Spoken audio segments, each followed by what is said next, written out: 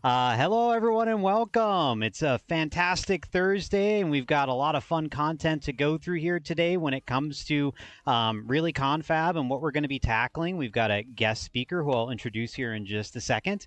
But what I want to do just really quickly is just kind of do some housekeeping and talk through really what we're tackling here, obviously, on Confab here today. So with that, I will be your host. My name is Scott Frappier. What I focus on, obviously, within our organization at Stoneridge is really around business systems and how we use those business systems to support any of the workloads you have in your organization. So really excited here today to be able to show some of the capabilities that our team has been working on that focus a lot around Copilot. As part of some of the general housekeeping here, a couple things to note if you haven't been on a Confab before. Basically, it's an interactive experience. If you have any questions, you can actually post them in chat. You can basically create some good banter with us as we go through some of these capabilities that we're going to be showing. And really, it's all about kind of demystifying how we as consultants go to market with different types of capabilities that we basically then resell and support for a lot of the businesses that we interact with. So like I said, if you've got questions, it's almost like free consulting from experts. Go ahead and post them in chat, and we'll try to incorporate those, obviously, as we go through that. So with that, I guess we've kind of done some of that general housekeeping. Tracy, I wanted to do a quick introduction to you to join. You've been on Confab, I think, once before, but do you want to just give a real quick introduction on your role and background for the audience? Yeah, Scott, if I'm going to get a meeting with you, I think I have to be your co-host on Confab. So Right? I'm excited to spend this time with you. I am Tracy Ottenstroer. I'm a senior client success manager here at Stoneridge and also our new program manager for our Copilot programs. So super excited to be here. I've worked with you and everyone at Stoneridge for over 3 years. Started it in Business Central as a functional consultant and worked my way into different roles and definitely have found my sweet spot here with Copilot. So it's been a really fun journey. That's awesome, Tracy. Yeah. So, and just to kind of give a little bit more background, because you're being kind of humble here, obviously, you've really focused on some of the co-pilot enablement that we've had inside of the organization by working with me, working with a lot of different team members from support all the way, obviously, to even some of our net new sellers, as we call them, as we go through this process. So you've been very instrumental, I think, in a lot of ways of kind of gluing us all together as a part of it. And I bet you it's been a lot of fun, right? Oh my gosh, so much fun. Like anytime that we get to have new technology and like learn how to use it, learn how to implement it is just mind blowing to me. So I love to be at the forefront of it. It's kind of unique. Like you and I were talking about this earlier. Stoneridge is in this position to not only adopt Copilot and generative AI, if you will, but we are in that position to be consulting clients on how best to implement it in their companies. So it's really been fun to be a user of it and to teach people in like colleagues of ours how to use it, and then also to start talking to clients about how best that they can use it. Right. And so today Yeah. we're going to be talking a little bit more about all that work, right? So we've been working on this since October, trying to get things aligned, making sure that the teams internally have really some good support as we go through this, obviously, as well, because the Copilot enablement, we've seen the platform shift that has occurred with it, and we're really starting to see a lot more interest around it. And we're more educated. We have customers that are starting to engage more with it, and really, we didn't want to just throw something at the wall per se. We wanted to have something really structured and organized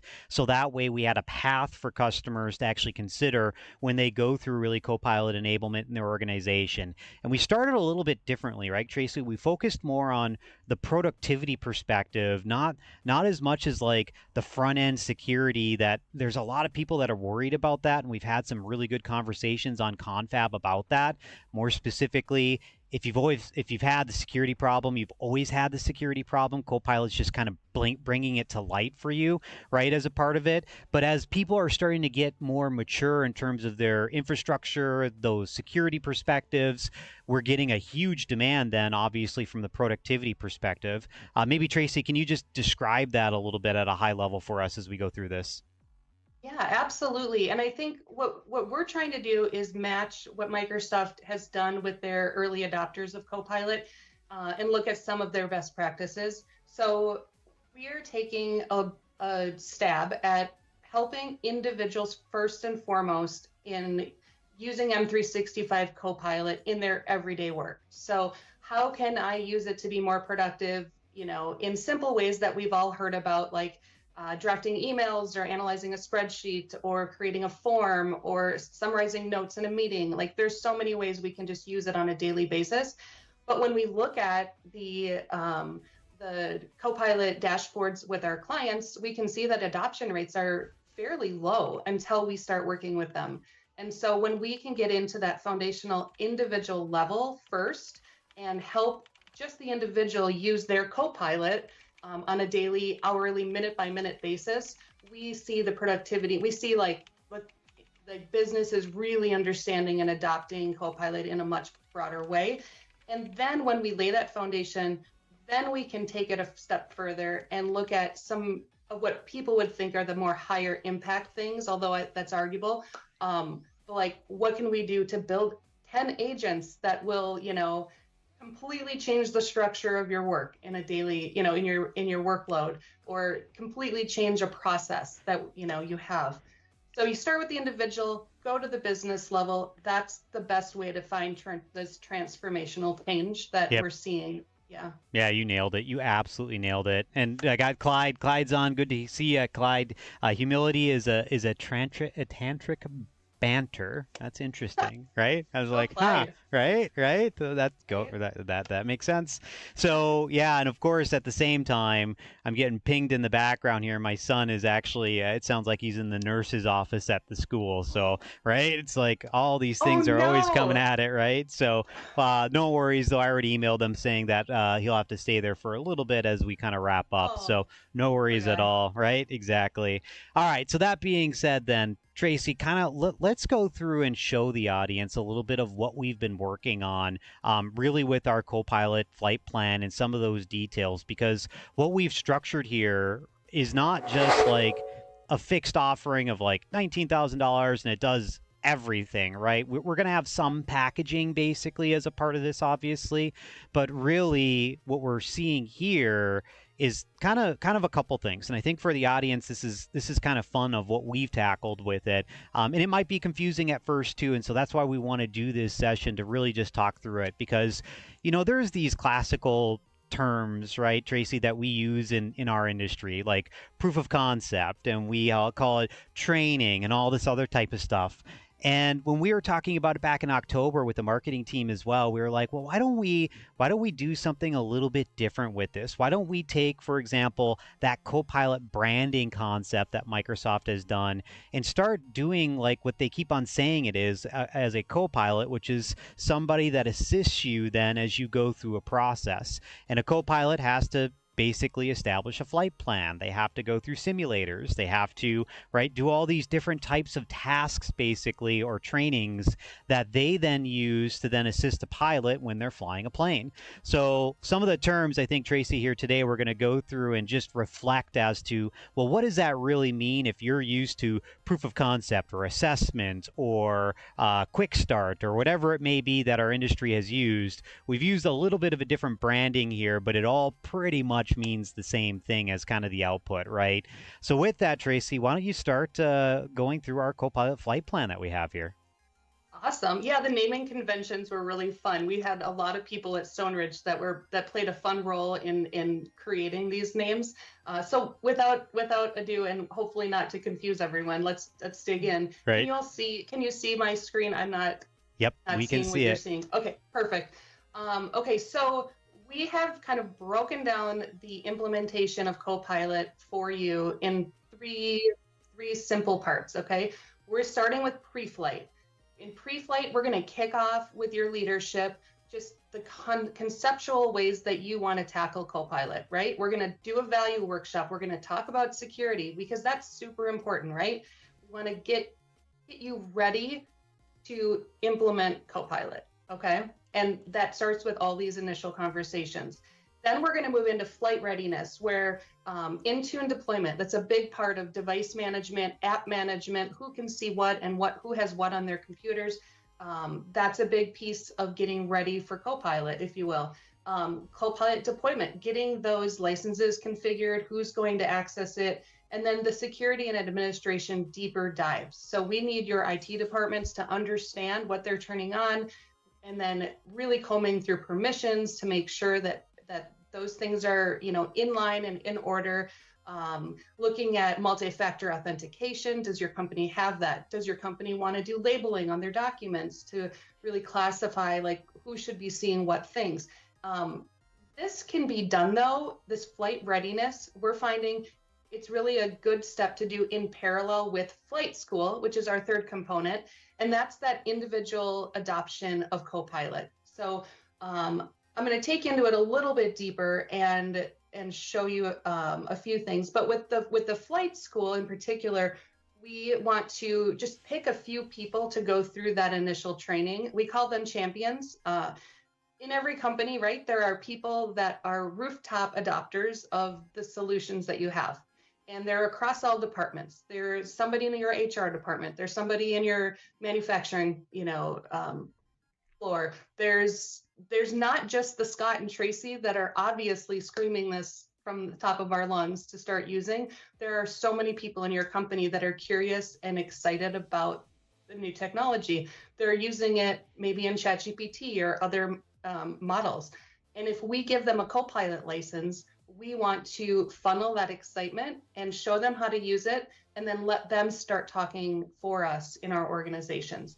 So with flight school, right? That's awesome. Yeah, and I just want to just add a couple things to it. So, like you're saying with like the concepts here, so pre-flight is really like we talk about security, and one of our leaders, Maggie, we had been talking internally, and we're like, we're not doing security, and she's like, well, wait a second, we are doing security, and she's absolutely right, but we're not doing basically the infrastructure security in detail. So there's a lot of different companies out there that will do assessments, a very deep assessment of your infrastructure. And typically, like, let's take Copilot out of that. Like, those would be done for intrusion detection, on secured access of what users can get to, basically. And what we want to do is we're not enabled around that depth of security with it.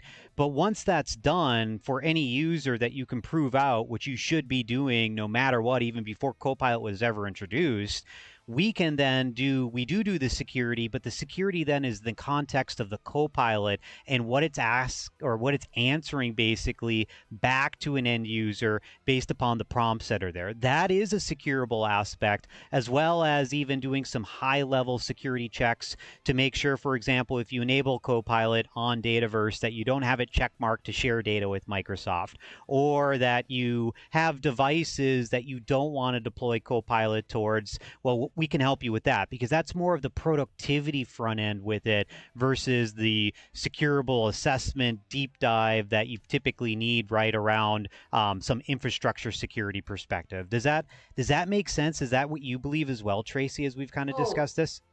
Yeah, 100%. And I think you have the right terminology for it all too. So yeah, I think, and we'll go into a little bit more detail here too, but yeah, we want to just get you started with it, and do it in parallel with the user adoption, if you will. So yes, we can point you to whatever it may be that you need to do. Yep. So it is a journey, right? So we've got, a Meet Copilot webinar, which I think is great. You and Eric Newell, our CEO, put together a great webinar that we want to make sure everybody gets. So that kind of kicks off your journey.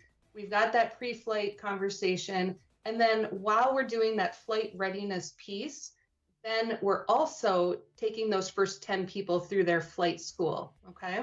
And then after those kind of foundational things are laid, we can take more people through flight school. You can have more people adopt Copilot, right? So if you lay that foundation, we're just finding that clients have a much better success rate to rolling out Copilot. So some of the learnings here then for this have been the Meet Copilot is a video on purpose so that people can understand general capabilities of how Copilot works and operates, right? In order to know that a car goes from point A to point B, you got to know what it does, right? So I think that that's the first portion here that we really looked at.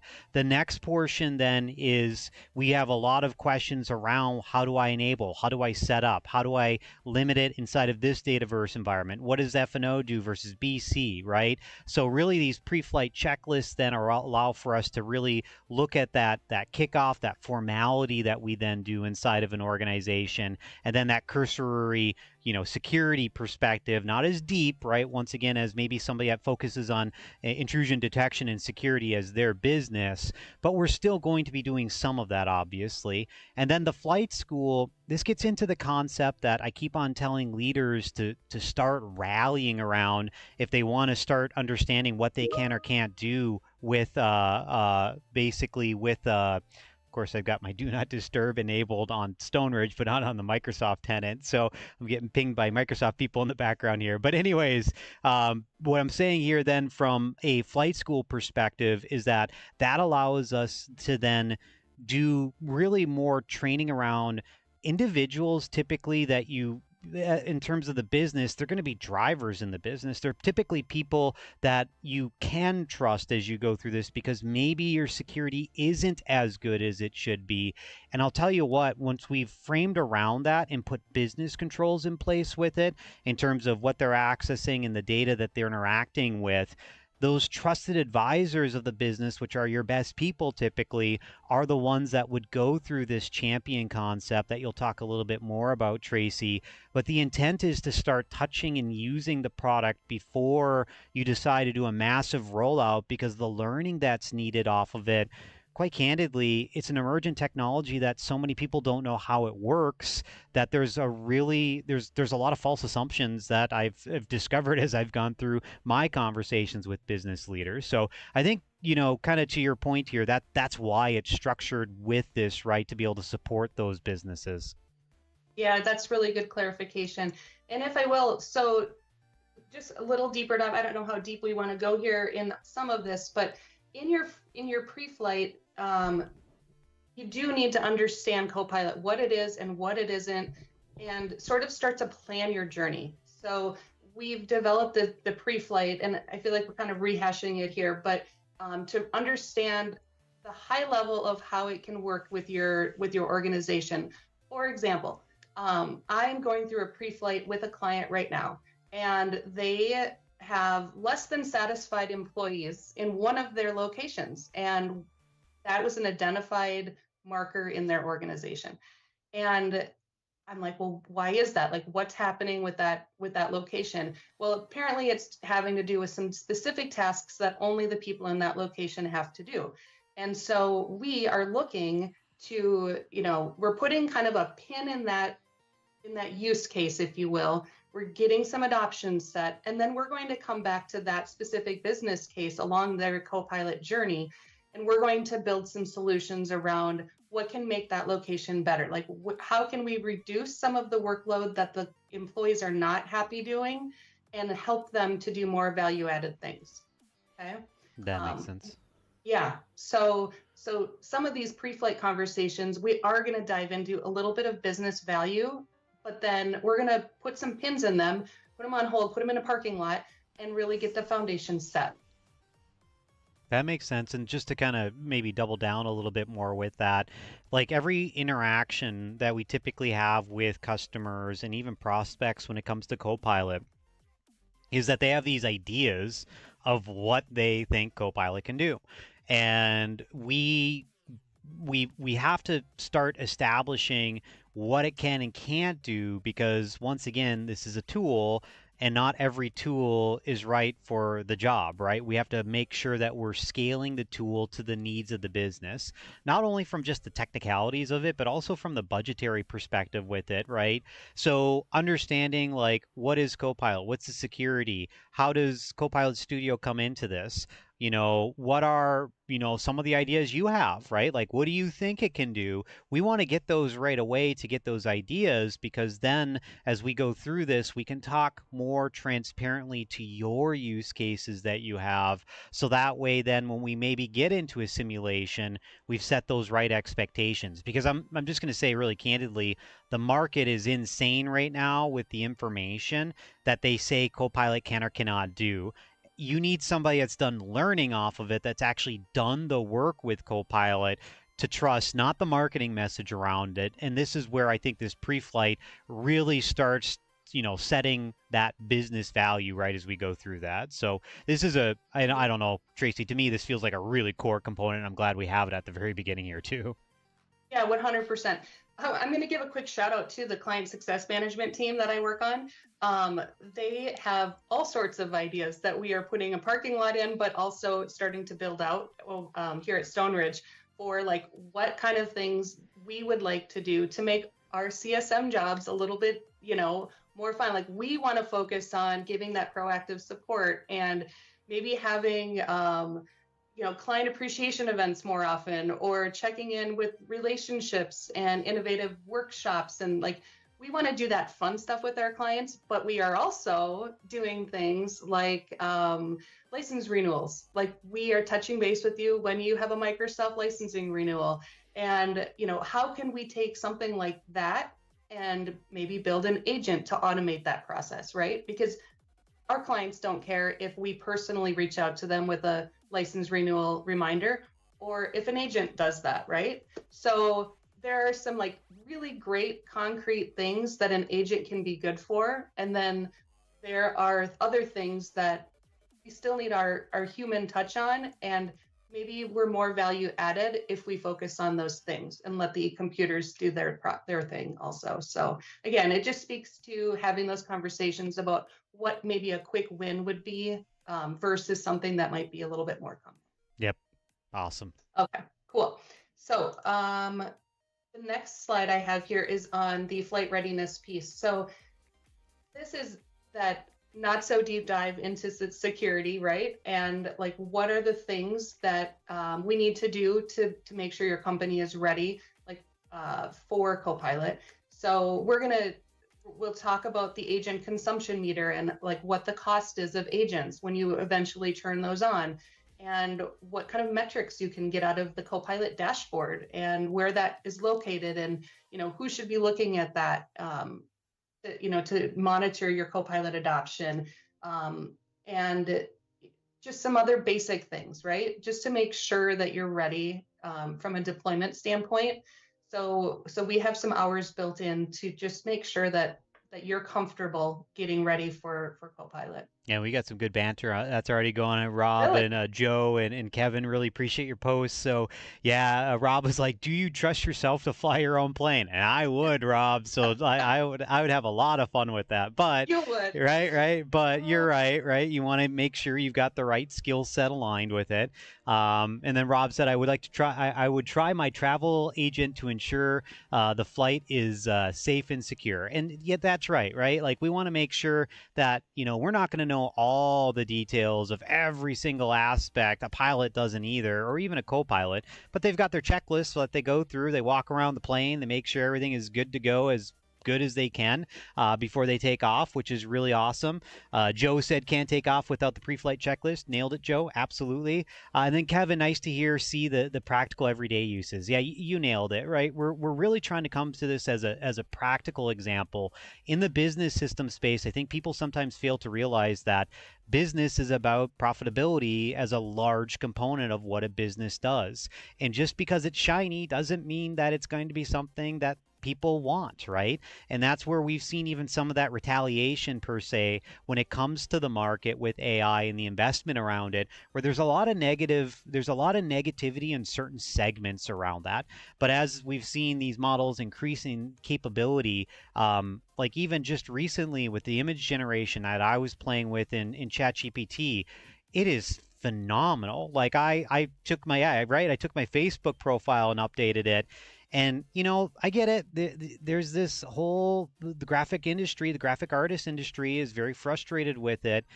But like I said, I can't draw anything. It's not like I'm going to be using to publish this detail. But if I want to bring some concepts to an artist that I would use, then this is a really good way to communicate some of those concepts. Or just for personal use, having fun with it to then show that. Where I would never, like I think it was the Ghibli style or whatever it is, Tracy, that broke ChatGPT recently here, right? Everyone was doing it because it's amazing what the results are for it. So I guess that being said, just know that there's going to be more advanced advancement as time goes on. There's going to be more rules, cultural clashes, legality with it, right, as well. But in business, we're kind of in this spot where we want to use this to augment what people are doing to become more productive because we know there's going to be a labor gap. It's statistically there, right? We know for a fact that with the baby boomers, there's going to be less people that are working, so we have to do more with less. And so automation is really going to be key with that. Now, leaders that try to replace everyone, I'm sorry, I don't agree with you as a leader if you try to do that. But if you're trying to augment it, or you're trying to make people faster and better with it to increase capabilities so you can drive more revenue and keep the same cost, which typically means you're going to have more profitability around it, these are where you're going to be focusing on that. And just to bring it home here, when we went through our Copilot enablement, sensitivity labels were a huge pain in the butt. Like I remember having, now it's all normal, now I've got it all figured out, now the application stack has it. But if you think about it, having the ability to review what's going on in terms of Copilot, having the data loss prevention policies set up, making sure your Intune is deployed correctly. Like these are things that we had to go through as well that every org is going to have to do to basically use Copilot for productivity. So once again, this is just part of that. We teach you obviously what Copilot does and we talk about what those capabilities are. Then we go into the flight readiness that says, let's take a look at your environment, make sure everything's okay. Tyler Allard or some of our other team members gets connected and does that. And we just get you a really big jump start from our learnings that we've had as a consulting company for you so that you can go quicker and faster. So I love this Copilot flight readiness, Tracy, as you can tell. I think it's a really critical component. Yeah. It is. And shout out to our own personal Stoneridge IT team for Bobby Laban Bobby, and Eric. Yeah. Right? Like yep. they're amazing and they have like formed the path for us to do this well. And we are more secure than ever as a company that, holds a lot of our clients' data right in our own, systems. We have to be the best at doing so. So yeah, I got to give a big shout out too, because poor Bobby and poor Eric. Of course, Eric and I see a new toy and we're like, we need to enable it in our tenant, and it's like, Bobby's like, that's security, right? This is a production tenant. So yeah, they do a fantastic job. Why do you think I go to Eric when I want to have something turned on? right. I just sent him a text this morning. Yeah, so flight school now, though, this is where this is a lot more detail, right? That we start getting into now with this. Yeah. So you've got your 10 champions, right? You're starting to understand that we need to adopt it. Let's do this. So we have a kickoff meeting. We start training. So this is going to be over like a 10-week time period because we want to give you snippets of try this skill, right? And that those skills are going to change over time because there's so much new coming out in Copilot. But like, what are those foundational things that you need to know how to do? And then like reinforcing them. So we're going to give you the training, but then the homework and the check-ins to make sure that you are using Copilot on a weekly basis. Answer your questions like real time. Like, what is it that you need to get out of Copilot? Like, what questions do you have as you start to use Copilot in Outlook or Copilot in Teams or Copilot in any of the other productivity apps? What things have you not thought about that you can use Copilot in? Or where did you come across it and you're like, why is it here? What's the difference between work and web? And, there's just so many basic things that some of our super users are like, well, that's basic, that's easy. And a lot of people are like, I don't even know where to start. So just laying that foundation, I think, is what this program does a really good job with. In addition to that, and I think this is so important, in Stoneridge, we're doing a really good job of this here too, as kind of a model. Every company that is successful with Copilot adoption has an executive sponsor. So somebody in your executive level that is championing the idea of generative AI at your company as a model, as like a culture shift within your company, if you will. And Eric Newell does that amazingly well. Like, he is out there every single week talking to our 300 some employees about ways that he's using Copilot and ways that he would like us to try, or certifications that we should be getting just to stay on top of our skills. you as an executive member of our team are out there modeling things and showing things not only to our clients but to our teams as well, and finding ways to use Copilot and AI to better, our services for our clients. Yep. And it really does take that. Like I can do that in my individual, management level, but having an adoption, an executive sponsor, I think is just really critical. Yeah, you So nailed it, Tracy. Some comments I have for this. So flight school, like, um, it so what we've seen for offerings that are out there that I think fell short. They're out there, they were first to market to it, right? And I get that. A lot of people like to ride the wave, as we call it inside of the business system space, where a new technology comes on and you are the expert immediately. And, you know, some customers make some decisions off of that, and a lot of enterprise customers start digging into it. And that's usually where it starts, to be quite candid. And then slowly but surely it trickles down into, corporate, as we call it, and then small and medium business or SMB segments as well. I think the key differentiator here is that it's not just a training, and that's really really critical, because I've seen trainings, like some of the packages that are out there for like $20,000 for Copilot training around this, and it's just training. And I'm just like, well, wait a second. You could just go ahead and go onto the Microsoft Learn documentation and get all that detail. Yes, once again, training is consolidated, hopefully with the right trainer and the right outcome with it. But these companies that did that after the first 6 months of having Copilot for training with it, when it was introduced, it's like you really don't know the practicality yet, nor the infrastructure needs that are there as well. So what we try to do here was really say, okay, let's not just do training, let's do identification of really the top users that are going to be interacting with these systems, their roles, what they typically need for support, for example. Let's go ahead and start going through some training, obviously, that we do that is going to be then some of the generalized training, but let's do training that's more specific then towards the goals of what your organization is. Let's then have metrics incorporated into this, where we're not just doing a training and saying, hey, here you go, have fun with it. We're checking in. We've got the ability to see the usage and the adoption of it. We have the ability to see what are people actually sending for queries now to Copilot, to get to that detail, to see are there different opportunities or different patterns that are inside of this that we can use. We have the ability then as well to start building out then training documentation, because we're building up those 10 core people that can help with training with all the rest of the organization, which means then from a business perspective, the train the trainer model becomes very critical even inside of Copilot enablement. And this is a typical pattern that's then used in business systems when it comes to workload implementation that we do. So once again, this isn't a training. This is actually like, it's like Top the Gun flight program. school, right? That you kind of go with it. Maybe we should call it the Top Gun flight school or something like that. Oh, I don't know. God, that's so funny. Right? That okay, that we can take tangents because Val. we're in Confab, right? Right? So Yeah, my Val. tangent on this, Yeah, yep. I'm a huge Top Gun lover, right? Yep. I got a message the other day from one of our was it Carly on our HR team? And she's like, Tracy, I had a dream about you. She's gonna laugh that this is on Confab. And she said, I dreamt that you were starring in a movie alongside Tom Cruise. I'm like, why is that? I wonder. And she's like, I get it because I just watched Top Gun. I get why I was dreaming about Tom Cruise, but I don't know why you were part of that. And I'm like, I do. There you Because go. I have been screaming about Copilot and all of the things with our naming convention to the teams now for a few weeks. So You nailed it. You nailed it. Like I said, though, I think that's the big difference here, right? Is that we are trying to do something that we are holding accountability for as we go through this as well. So it's, once again, that was another area that we saw was lacked.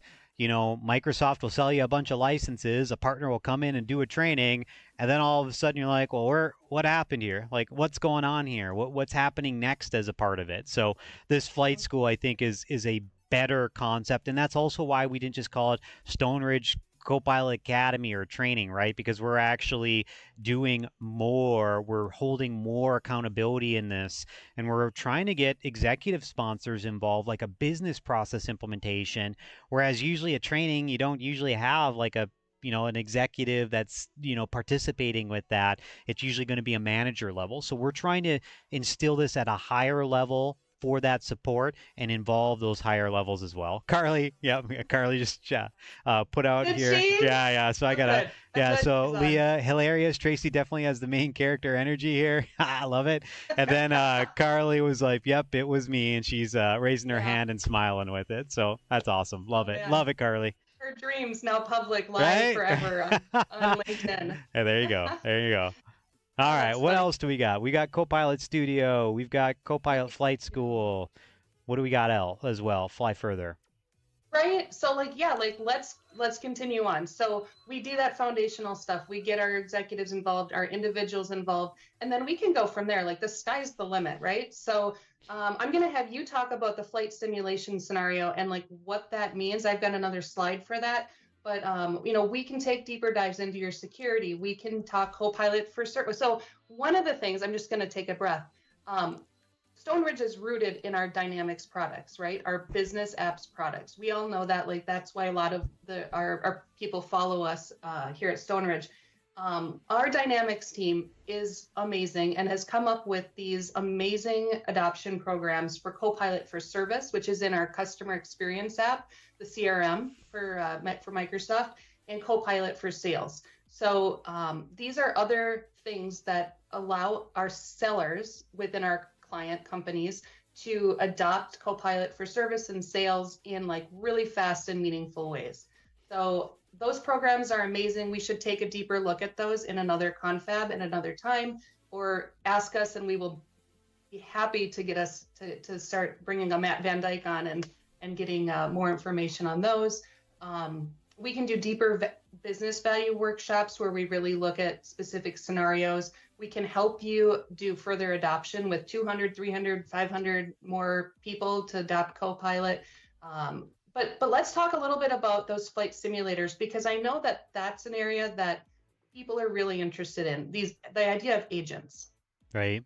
You nailed it. Yeah. Yeah, and on the other one too, just like you said, like we do have very specific Copilot enablement offerings then for Dynamics 365 for sales, right? So Aaron and team have tackled that I've interacted with. So it's not that, we don't have those packages. We just look at this as being a base that we start with, and then we can use Copilot for sales, obviously. Or if you already have Dynamics and you're not worried about the M365 perspective of Copilot, which is then the email integration or maybe the automated agents, and you just want to use it for the standard functionality that comes out of Dynamics 365 sales, we've got training already around that. That was an easier one to do because obviously we had a product, right, that we could actually go to market with immediately that the dev team worked on.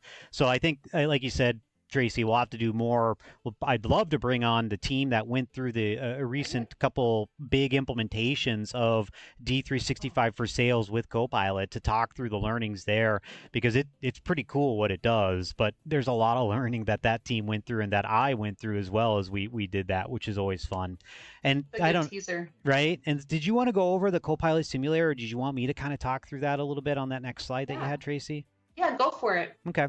Yeah, so I guess the Copilot flight simulator, I mean, high level, it's a proof of concept, right? That is what flight simulator means. So flight school, an academy, or a training. Flight simulator, we're actually playing around with software, or flying a plane, or being a co-pilot as part of it, right?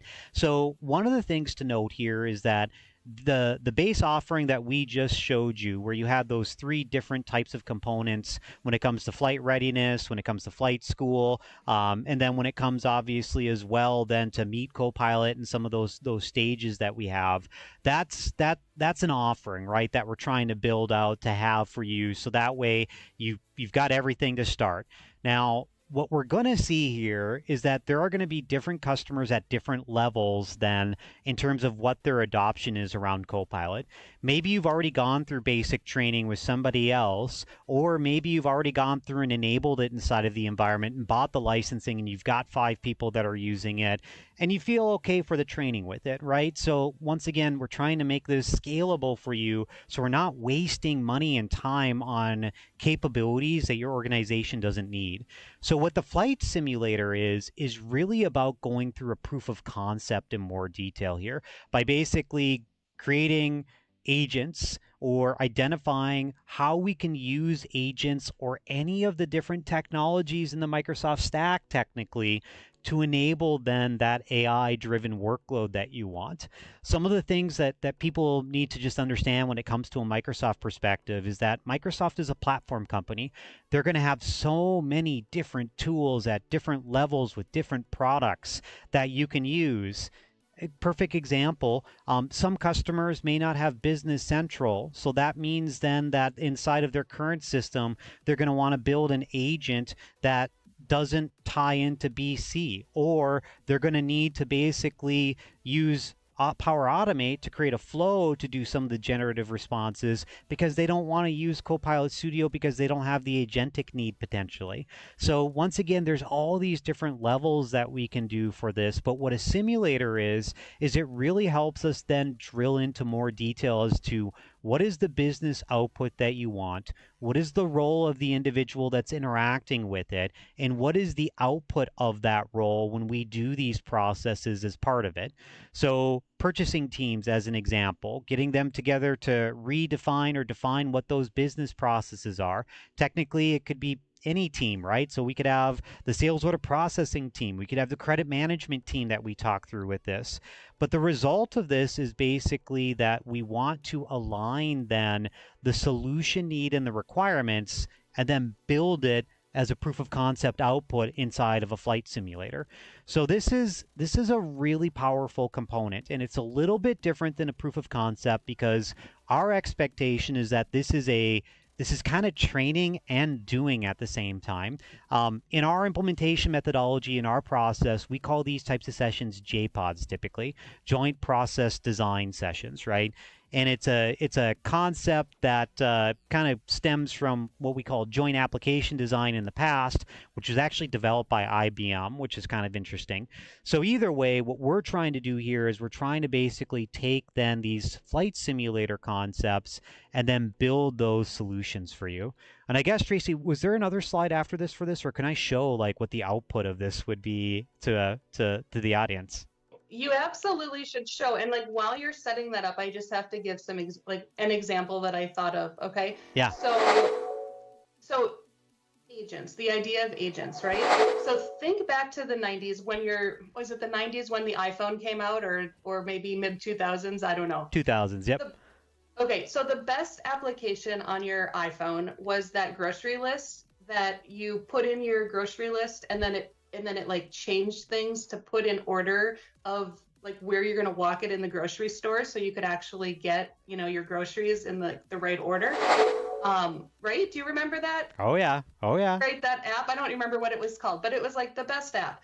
So that essentially was an agent, and it was a very simple, basic agent that we're talking about.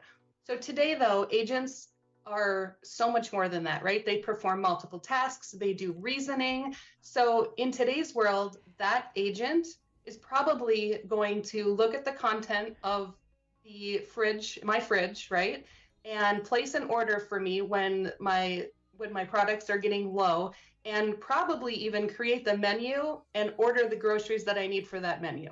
You nailed it. Okay, and it's going to do it all weekly on Friday night at 6:00. Yep. And all my groceries will magically be delivered to me, and all I'll have to do is put them away. Yeah. So think like original app versus like what an agent can do for you. Yeah, and the agents might be the interaction that you ever have with an application. Like I think I've stated before now, like you might buy Business Central, you might buy Finance and Supply Chain or D365 Sales or M365, but you may be interfacing or interacting with then the agent to do these data-centric type tasks. And I want to show you one that I'm super excited around because we're going to be expanding upon this even faster. So one of the things to note here is that when we look at Copilot Studio, there's a lot that's being enabled even recently here, where we're starting to see new preview features that are becoming GA'd. We're starting to see now the reasoning model, the O1 model, has been incorporated into Copilot Studio now. So when it comes to then reasoning that we can do for our topics and pathing, it's becoming more and more powerful every single day. So what I did here is I was like, you know what, I'm done. I'm going to start building some agents because people need to know and understand the power of these agents, because everyone's like, oh, it's just a Power Automate. And I'm like, yeah, it kind of is, but it kind of isn't either. And this is where it becomes even more powerful longer term as well. So one of the things I did here is I built this purchasing support agent. So imagine we're going through Flight Simulator, and basically you identify a bunch of different types of things you want this agent to do. So as an example, this agent can create purchase quotes when inventory hits a specific level. Do not mention Clippy, Jason. Do not mention Clippy. I just saw the chat kind of update with that.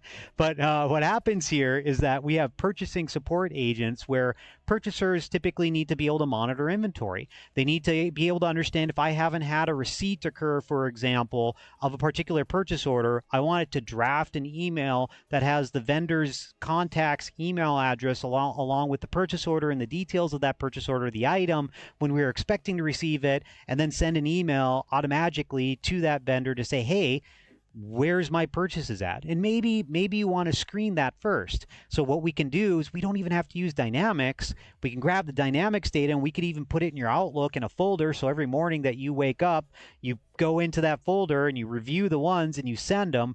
Or maybe you have it as a Teams task, right? There's so many different options to now take this data and centralize it for the business process. And here's where at Stoneridge, it just becomes mind-blowing for people.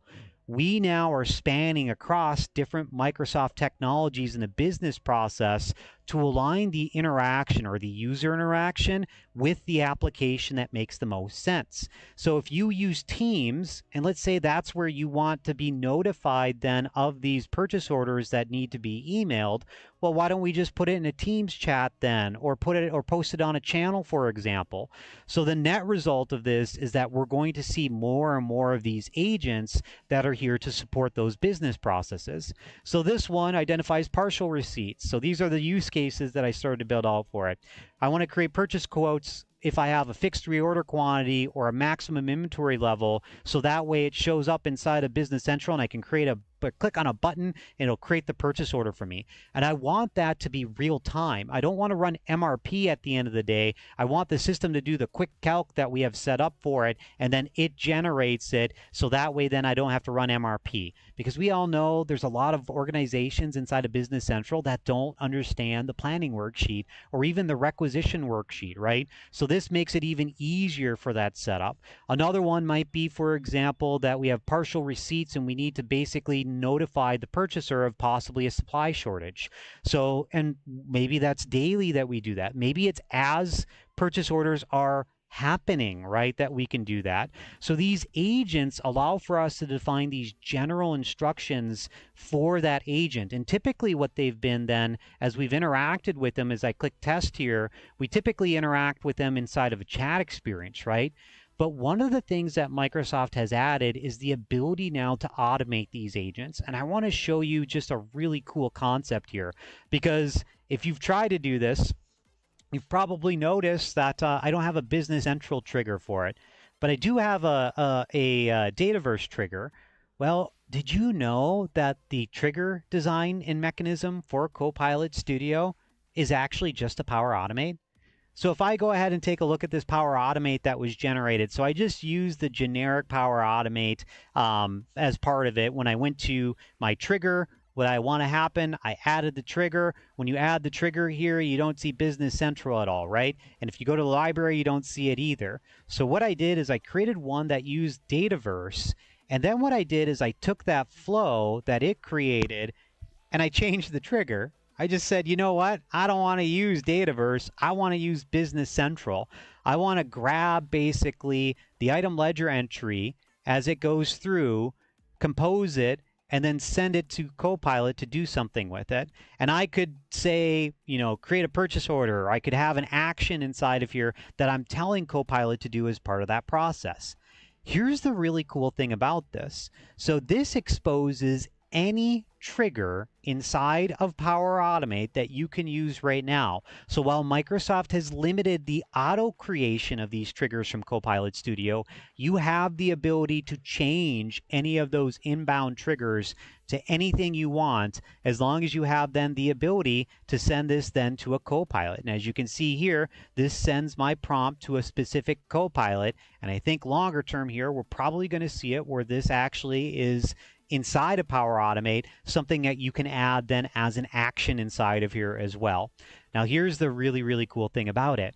So now when I run that, what the system will do is it will come into this topic that I have that I created, which is the evaluate item ledger entry. And what I did is I basically just said that I need this to evaluate whether or not an item ledger entry needs to create a purchase quote.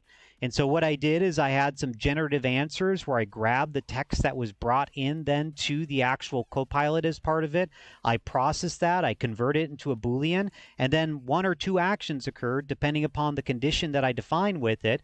Do I create the purchase order or not as part of that? And how did I figure that out? Well, I use this create generative answer to basically go through here, and if I click on my properties for it, to basically state if the quantity is greater than a certain value to do that. Now think about what you can do here. You could take data from different areas. You could take the item as an example as well, which is actually appended inside of here, and then do the comparison of the fixed reorder quantity. But let's see what it looks like then, right? So as an example, inside of Business Central, if I come into here, and what I want to do just really quickly, because I don't want to show that this is not vaporware. This is stuff that we can do right now. Last one was at 10:39. I was having some fun today planning with it, right? So let's go ahead inside of Business Central and let's go to our item journal, right? So we'll go to our item journal. And what I'm going to do just really quickly in my item journal is I'm going to do a negative adjustment for, well, let's do our Athens desk as an example. And we're going to do this for the main location. And I'm going to do a quantity of 1 that we're going to remove from inventory. I'm going to go ahead and basically post that as part of it. We're going to see if it's going to allow me to post. The journal line posted successfully. Perfect. So inside of Power Automate now, if we refresh this, eventually what we're going to see, remember, because this is asynchronous, we're eventually going to see a run that is going to show up inside of here. Because what we did is we created a Power Automate that had a trigger, and when that trigger gets fired by Business Central, what should happen is it should then evaluate basically what that detail is going to be. Sometimes this can take a minute or two, right? So just something to note with it is that we're in this near real-time design with Power Automate. Mind you, you could do something else with potentially logic apps, right? So that way per run you have it. Kind of is up to you on what you want to do, because remember, Power Automate and logic apps are really the same kind of technology. Well, lo and behold, 11:53, it did run. Let's go take a look at it. So I can look at this detail then, and I can see, as an example, when it was posted, we did all this wonderful stuff, and then eventually we sent this to Copilot, right? So we have the detail that's here. Now inside of this Copilot, if I go to my activity, this is the other cool thing about it. It's keeping track then of the run that occurred. So we sent that data then to Copilot. It's an automated action that came inside of here. I can click on that automated action as an example. And as you can see here, I can see the details of the topics, the trigger that occurred with it. It found the topic here based upon the data that was here. And if I look at the transcript of what happened, you can see then that it actually has some data inside of here that it processed.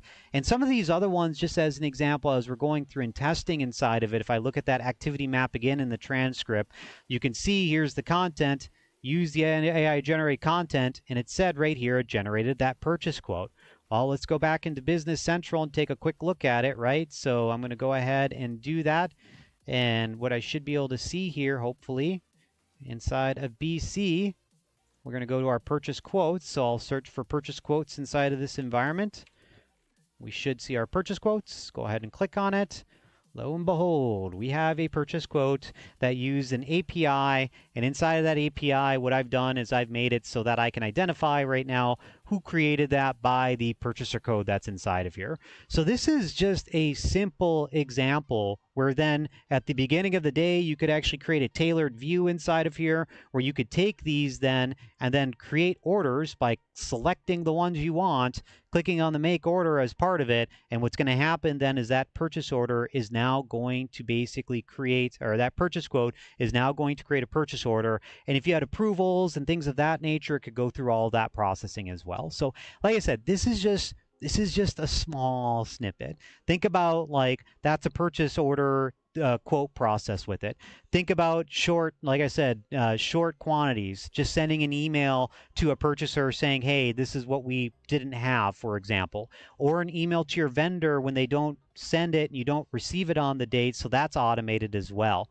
So I guess, Tracy, just at a high level, these agents allow for us then in a simulation to go through this process to identify the right technologies to use then to tackle it, and then to allow you to iterate on that so that you can take that knowledge that we've trained you through on how do you gather requirements, how do you identify the technology, how do you identify the user roles, and then apply those obviously as part of that process. So it's a really, really powerful concept, and I don't know, I think longer term it's just going to be something a lot of our clients are going to need to really break into this agentic AI capability. Oh yeah, and that was such a fabulous example and such a Scott example of like how to use the agent. I know like so we've got our big Stoneridge Connect conference coming up, and I'm going to be demoing how I used a prompt in Copilot chat, and then how I use that same prompt in an agent to build a schedule, just like a simple volunteer schedule. Right. So right there's just like endless opportunities for what you can use an agent for. And I know we're getting close to time here, Tracy. I know you've got a couple more slides that maybe we can just breeze through. Do you want to reshare, and then I'll make sure I rebroadcast it because you got to watch my screen as I went through that. And while we're doing that, a couple comments with it. Joe, I would use buy Copilot Clippy so fast. Me too, Joe. I know Clippy has had a bad rap, but maybe we can make Clippy smart at some point. Oh, did you guys know one other thing too? Pretty big accomplishment if you haven't heard about it. We just had a AI system finally pass the Turing test. So GPT 4.5 actually passed it. So this is going to be in the news pretty soon here as well. There's some evidence that's going to be coming out from a research paper that's there. Another thing, fun fact as well, did you know that these models, Tracy, actually parallelize their output? Anthropic actually designed the model, in the transformer layers with it, they designed it where they can now track what pathing, basically happen when a large language model fires off of it. And what they determined is that for like mathematical operations, as an example, it actually does two parallel type of outputs basically in that large language model. One estimates and then one refines basically as it goes through and does that. So once again, these are technologies we just don't fully understand yet. And we know the theories behind them, but now we're getting tooling to actually prove out those theories, which is just really fun to be a part of.